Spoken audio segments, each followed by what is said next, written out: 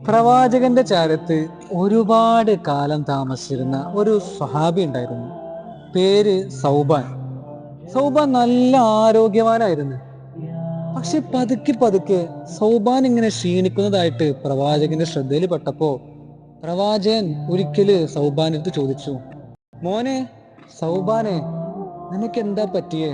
നീ എന്താ ഇങ്ങനെ ക്ഷീണിക്കുന്നത് എന്നിങ്ങനെ ചോദിച്ചപ്പോ മനം തളർന്നുകൊണ്ട് സൗബാന് പ്രവാചകന്റെ അടുത്തൊരു മറുപടി പറയുന്നുണ്ട്.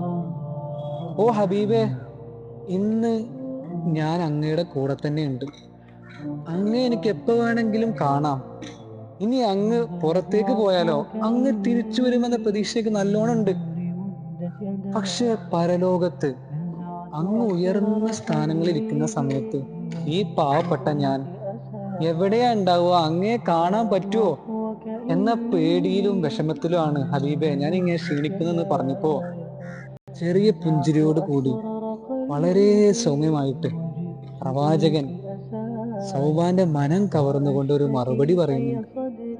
മോനെ സൗബാനെ, അന്ത മാമൻ അഹ്ബബ്ത, നീ ആരെയാണോ ഈ ലോകത്ത് ഏറ്റവും കൂടുതൽ സ്നേഹിക്കുന്നത്, നീ അവരോടൊപ്പം തന്നെയായിരിക്കും നീ പരലോകത്തും. എന്ത് നല്ല ജീവിതമായിരുന്നു അല്ലേ നമ്മുടെ പ്രവാചകന്റേത്.